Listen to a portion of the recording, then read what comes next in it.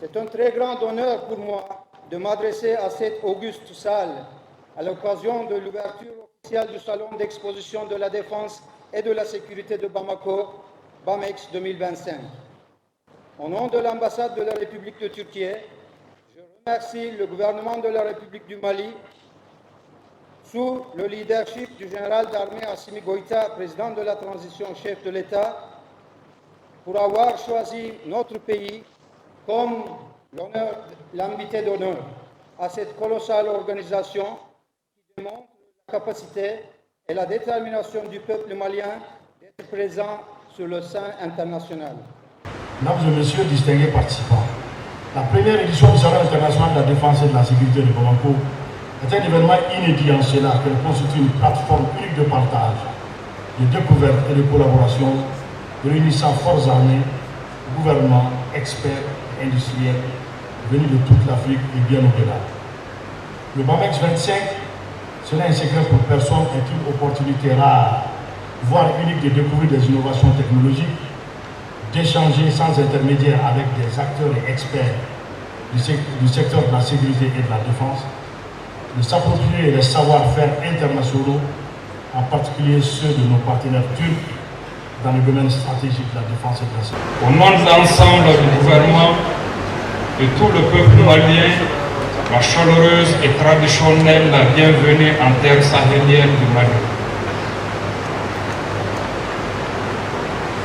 Berceau des grands empires, terre d'hospitalité, de paix, de tolérance, héritier des bâtisseurs du Mandé et du Karta, des guerriers de Ségou et du Wassolo, des érudits de Tombouctou et de Djenné, des farouches patriotes résistants de Gao, Kidal et Menaka.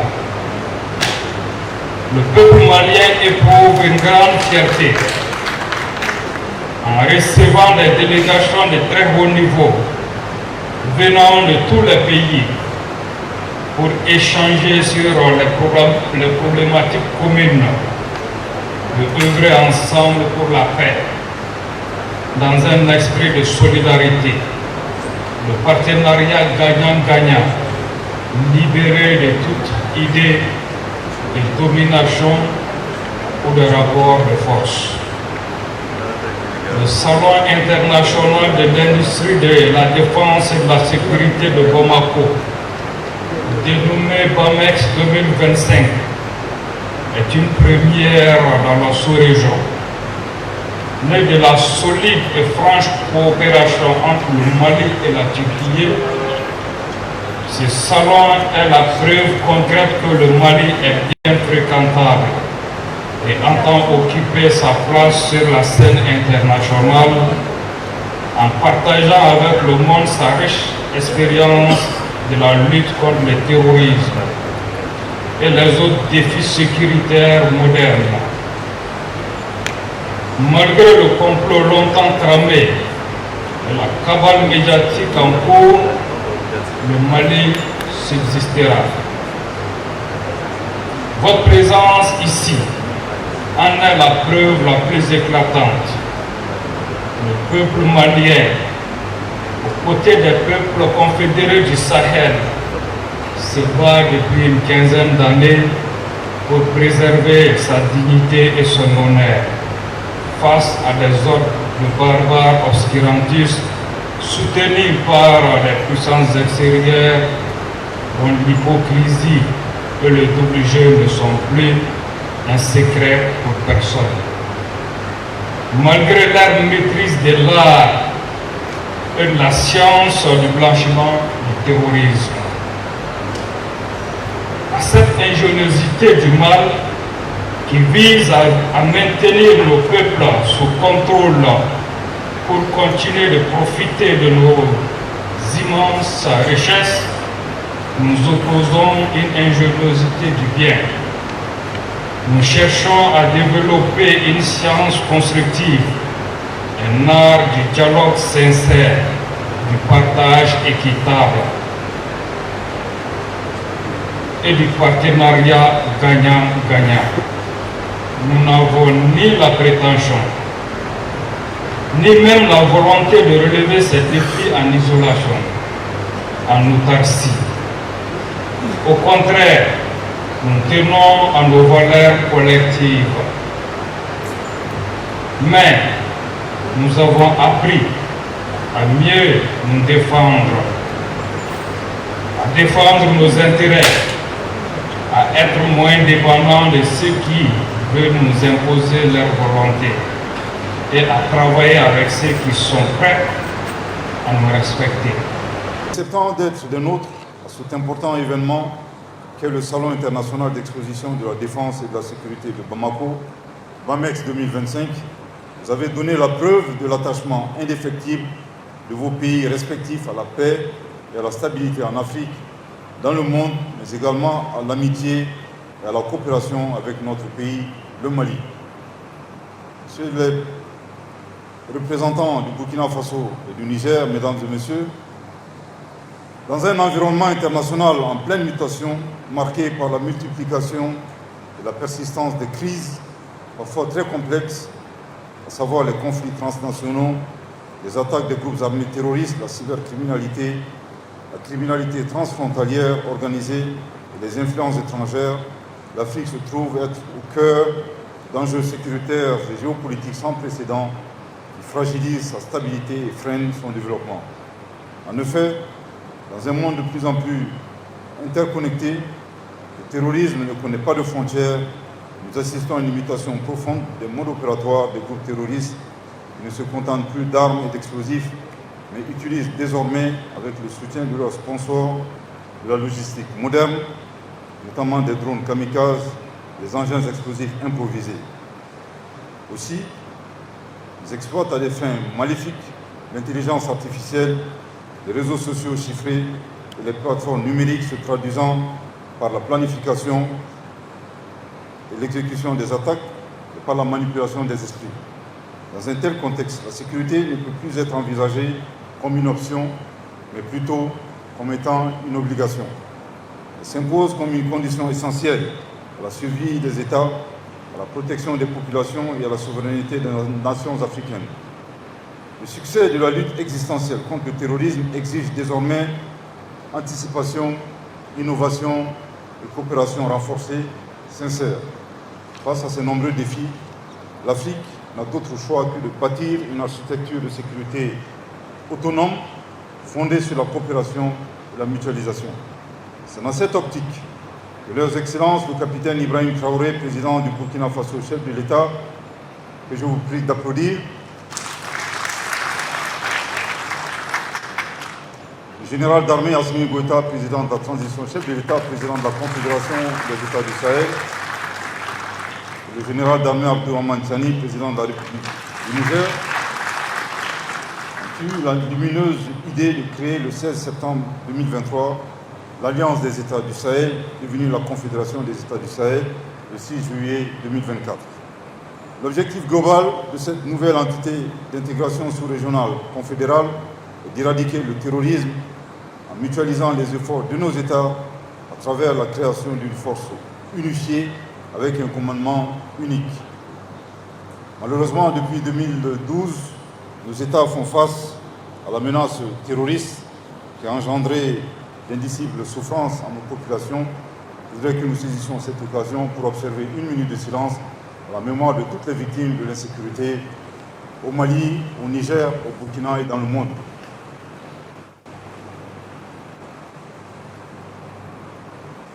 Merci.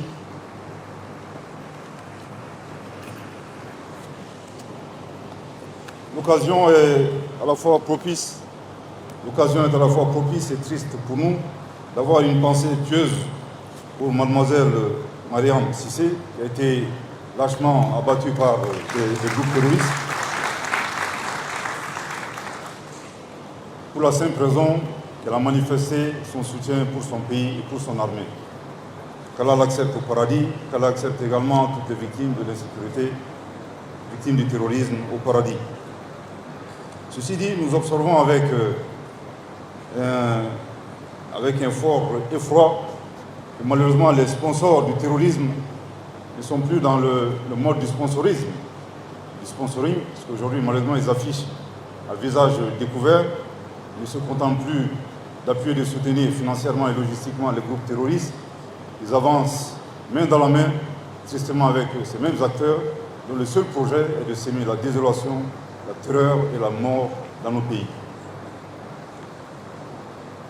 À l'instar de la co-belligérance, nous observons également que ces acteurs ne sont plus, comme je l'ai dit, dans le sponsoring. Aujourd'hui, ils sont devenus des co-terroristes et s'affichent très clairement aux côtés de ces acteurs. Mais qu'ils soient sûrs que nous ne reculerons pas, que nous allons résister et que nous allons éradiquer définitivement cette menace de nos pays. Comme le dirait l'auteur, mal nommer les choses, c'est aggraver le malheur du monde.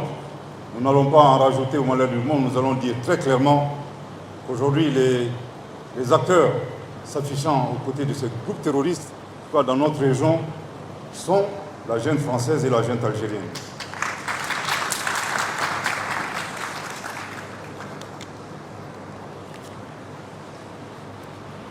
Le Salon international d'exposition de la défense et de la sécurité de Bamako, BAMEX 2025, est né de cette conviction profonde, celle que la sécurité et la souveraineté des nations africaines doivent reposer d'abord sur leurs propres forces, leurs propres compétences et leurs propres alliances.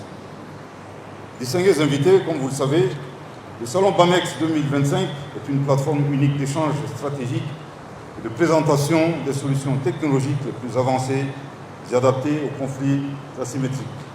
Le BAMEX 25 est destiné à favoriser les partenariats, le dialogue entre décideurs, industriels, chercheurs, forces de défense, start-up et investisseurs. Il s'agit de penser ensemble la défense du futur, une défense intelligente technologique au service de la stabilité et du développement durable. Un rendez-vous d'envergure internationale pour bâtir une Afrique plus sûre, plus souveraine et plus résiliente. Ce n'est donc pas un hasard que le BAMEX 25 est placé sous le haut patronage de son Excellence le général d'armée Assimi Goïta, président de la transition, chef de l'État, chef suprême des armées. En effet, le président de la transition, chef de l'État, a toujours accordé la priorité au renforcement des capacités des forces de défense et de sécurité maliennes afin de leur permettre de s'acquitter de leur mission régalienne de défense du territoire national et de protection des populations et de leurs biens. Cette priorité est l'un des 8 axes de la lettre de cadrage que le président de la transition, chef de l'État, a adressé au gouvernement comme boussole pour bâtir le plan d'action du gouvernement couvrant la période 2025-2026. En phase avec la vision du Malikoura Niatasira, Kabin Samba Flani, Bivroni Sabama 2063 et la stratégie nationale de l'émergence et du développement durable 2024-2033. Le président de la transition, chef de l'État, président en exercice de la Confédération des États du Sahel, a toujours dit et martelé que la lutte contre les groupes armés terroristes est un engagement national et réaffirmé la détermination effective des pays de l'AES à mener une lutte implacable contre la menace terroriste en tout temps et en tout lieu, en toutes circonstances, sans esprit de recul. Aujourd'hui, l'Alliance des États du Sahel, regroupant le Burkina Faso, le Mali et le Niger, a fait le choix de la souveraineté retrouvée et assumée. Cette volonté s'inscrit dans une dynamique de rupture constructive, mais aussi d'ouverture vers des partenariats sincères, équilibrés et respectueux de notre souveraineté. À cet égard, nous nous réjouissons de la participation de plusieurs pays amis à ce salon, venus partager leurs expériences, leurs technologies et leur savoir-faire au service d'une coopération sud-sud renforcée. Mesdames et Messieurs les ministres, Excellences, Monsieur l'ambassadeur de la République de Turquie, à ce stade de mon propos, je voudrais saluer l'ensemble de nos partenaires stratégiques, en particulier la République sœur de Turquie, invitée d'honneur de cette édition, dont la présence avec une importante délégation illustre la vitalité du partenariat Turquie-Afrique dans les domaines de la défense et de la sécurité. Je voudrais également remercier son Excellence Ceylan, ambassadeur de la République de Turquie, pour son accompagnement à la réussite de cette première édition de BAMEX 25. Je ne saurais manquer de saluer et d'encourager les entreprises turques qui vont animer exclusivement cette première édition du salon. Aujourd'hui, Ankara se classe parmi les premiers exportateurs d'équipements militaires à l'échelle mondiale. Les stands des sociétés turques, Peak Defense, que vous visiterez tout à l'heure sont reconnus pour leur savoir-faire dans les technologies de défense les plus avancées et les plus fiables. Leur engagement prouve que la coopération industrielle dans la défense peut être un levier de développement économique, de création d'emplois et de transfert de compétences. Les forces de défense et de sécurité des 3 pays de l'AES ont aussi un stand d'exposition dans le salon pour montrer leur détermination à outiller leurs armées en matériel de défense des territoires, des personnes et de leurs biens. Le développement de la défense dans les pays du Sud est constamment freiné par le manque de financement. Le modèle traditionnel de financement reposant sur l'assistance extérieure, les prêts militaires étrangers ont montré leurs limites. Face à cette situation, la Turquie propose des approches novatrices fondées sur la coopération industrielle et le cofinancement. Le partenariat Turquie-Afrique est aujourd'hui un modèle de coopération gagnant-gagnant basé sur la confiance et le respect mutuel. L'Afrique pourrait s'en inspirer en développant des fonds nationaux de défense, des zones industrielles spécialisées et de coopération régionale. Distingués invités, mesdames et messieurs, je voudrais à cette occasion rendre un vibrant hommage à notre peuple, le peuple malien, un peuple digne, courageux et résilient, rester debout dans la foi en ces temps de défis multiples, avec la ferme conviction que nul obstacle n'est insurmontable lorsqu'un peuple est uni autour d'un idéal commun, celui de la défense, de la souveraineté et du progrès économique et social. Certains détracteurs espéraient voir le Mali s'effondrer, voulaient voir le peuple malien à genoux, divisé et affaibli. Mais plutôt que de céder au découragement, les Maliens font preuve d'une solidarité exemplaire, d'une patience remarquable et d'une détermination à toute épreuve. C'est pourquoi, en ce moment précis, je voudrais, au nom du président de la transition, chef de l'État, saluer toutes celles et tous ceux qui, malgré les difficultés, continuent d'avancer, de croire, de construire. Le Mali ne tombera pas, le Mali ne sombrera pas, parce que le Mali, c'est avant tout son peuple et son idéal. Distingués invités, mesdames et messieurs, avant de conclure, permettez-moi une fois de plus de réitérer ma gratitude à l'ensemble des organisateurs pour la réussite de cet événement, aux partenaires, aux exposants et aux délégations officielles pour leur participation. J'ose espérer que cette première édition du Salon BAMEX 25 contribuera à renforcer la solidarité entre les nations africaines et leurs partenaires sincères, favoriser le transfert de technologies et le développement d'une industrie de défense locale, inspirer une nouvelle génération de coopération stratégique fondée sur la souveraineté, la responsabilité et la dignité. Avant de terminer, je voudrais partager avec vous une discussion que j'ai eue avec le ministre de la Défense et le ministre de la Sécurité qui m'ont rendu compte des efforts louables fournis par nos partenaires de la Turquie, les exposants, qui ont pris beaucoup de temps pour acheminer au Mali des équipements très sophistiqués. En réponse, j'ai proposé au ministre de la Défense et au ministre de la Sécurité de proposer à nos partenaires de voyager en retour léger et sans bagages. C'est sur cette note d'espoir que je déclare ouvert, au nom de son Excellence le général d'armée Assimi Goïta, président de la transition, chef de l'État, chef suprême des armées, les travaux de la première édition du Salon international d'exposition de la défense et de la sécurité de Bamako, BAMEX 25. Vive la deuxième édition en 2026. Je vous promets que nous allons bien garder vos équipements que vous allez laisser sur place. Vive la paix et la coopération entre les peuples. Vive le Mali souverain et debout. Vive l'AES. Touché Poulam. Je vous remercie de votre très aimable attention.